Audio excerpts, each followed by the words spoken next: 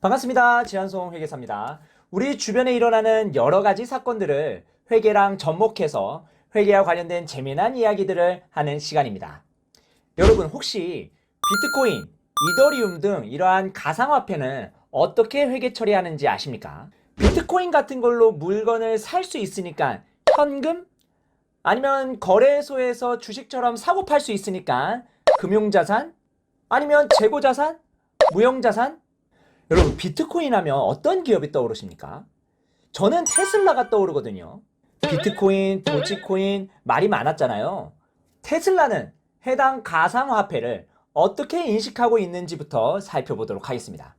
테슬라의 2분기 보고서 중에 재무상태표를 보면 디지털 애셋이라고 해서 별도의 계정 과목으로 계상하고 있는 것을 볼 수가 있습니다. 현금 및 현금성 자산이나 금융자산으로 분류하지 않고 비유동 자산 중에서 마치 무형자산처럼 회계 처리하고 있습니다.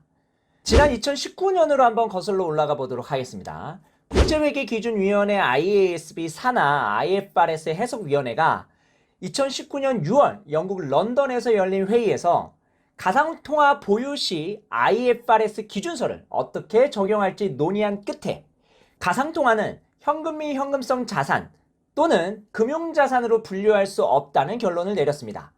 현금 및 현금성 자산이 아닌 이유에 대해서는 이렇게 얘기합니다. 크게 두 가지입니다.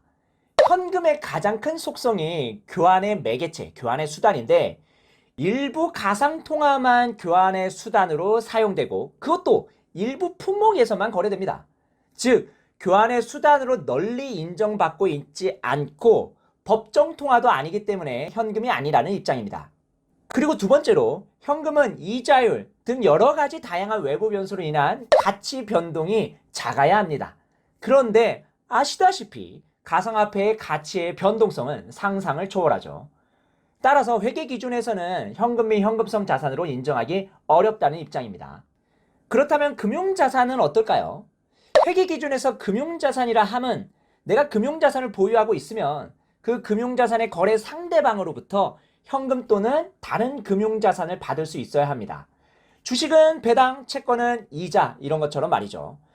그런데 예를 들어 비트코인 같은 가상화폐는 블록체인이라는 기술의 가치를 인정받은 것이지 거래 상대방으로부터 현금 또는 다른 금융자산을 받는 것은 아니라고 보고 있습니다.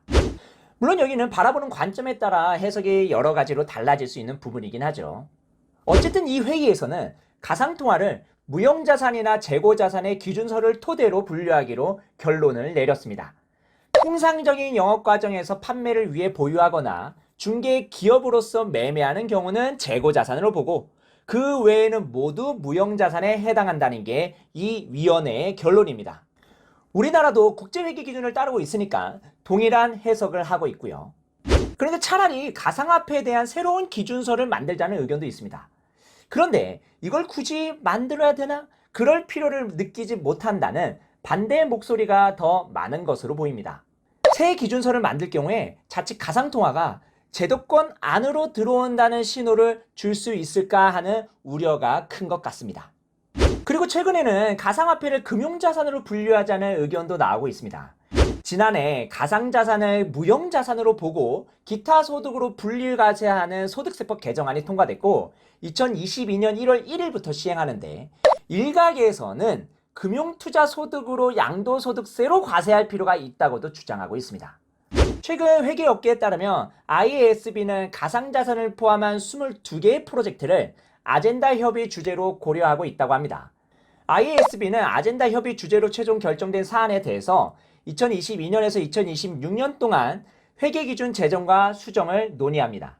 현재 올해 9월까지 전 세계 회계업계에서 의견을 취합하고 있고요. 올해 말쯤 아젠다 협의 주제를 최종 발표할 계획이라고 하니 제가 꼼꼼하게 모니터링해서 잘 알려드리도록 하겠습니다. 오늘 이야기는 여기까지고요. 다음에는 더 재미있는 회계 이슈를 가지고 찾아오도록 하겠습니다. 지금까지 시청해 주셔서 대단히 감사합니다.